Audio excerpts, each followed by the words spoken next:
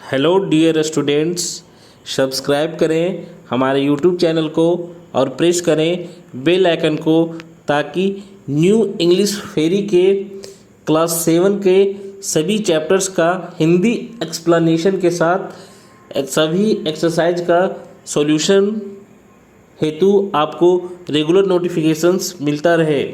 इस वीडियो में हम सभी एक पोएम को डिस्कस करेंगे जिसका नाम है the arrow and the song. Warm up, read these lines from a poem. ये जो लाइन लिया गया है वो एक पोएम से लिया गया है, इसको पढ़ें। Do you agree with the speaker?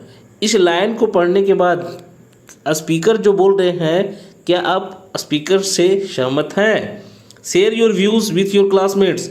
आप जो भी इन लाइन के बारे में सोचते हैं अपने व्यूज अपने क्लासमेट को शेयर करें। तो चलिए शुरू करते हैं। स्टिक्स एंड बोन्स में ब्रेक माई बोन्स। पोइट कहते हैं कि स्टिक्स और स्टोन्स जो है वो हमारे हड्डियों को तोड़ सकता है, but words can also hurt me. लेकिन शब्द जो बोले जाते हैं वो भी हमें हर्ट कर सकता है। Stones and sticks break only skin. Stones और स्टिक्स है वो केवल स्किन को ब्रेक कर सकता है। While words are ghost that haunt me, means words जो नफरत से भरा हुआ हो वो लोगों का पीछा बिल्कुल भूत के जैसा करता है। Reading, read this poem that talks about the importance our words carry. इस पोएम को पढ़ें जो हमें बताता है कि हम लोग जो शब्द बोलते हैं उसका क्या इम्पोर्टेंस है। Stanza number 1। I shot an arrow into the air, it fell to earth, I knew not where. कवि कहते हैं कि वे हवा में एक तीर छोड़ते हैं, यह धरती पर गिरता है लेकिन कहाँ गिरता है वे नहीं जानते हैं।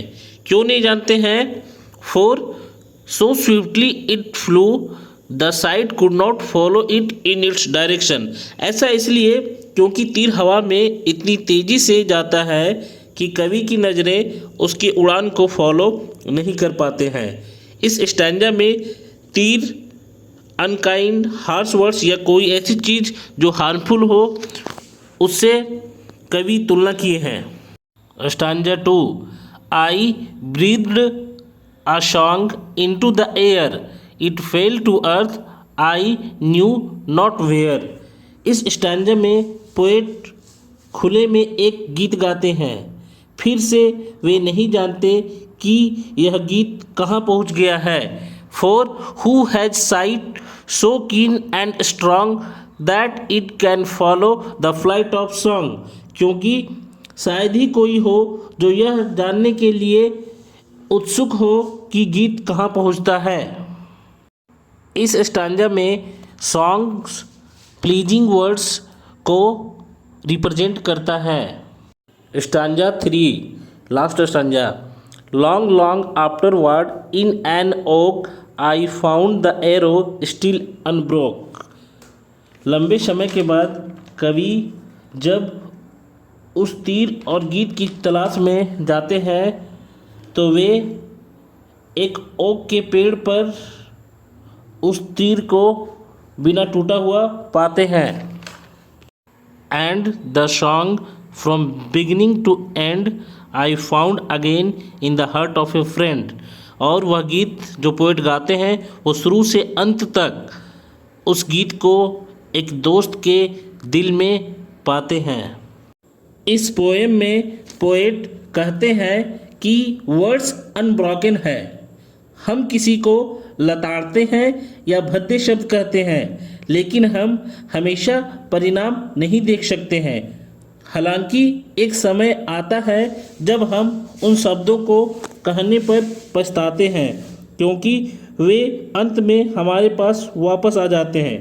पोएट कहते हैं कि वह तीर जो वे हवा में छोड़े थे वह टूटा नहीं था और बिना किसी बाधा के एक ओक के पेड़ पर पड़ा था। इसी तरह हमारे शब्द अनडिस्टर्ब्ड और अनब्रोकन रहते हैं, और जब एक बार आप उन्हें बाहर निकाल देंगे तो दुनिया में हमेशा के लिए रहेंगे।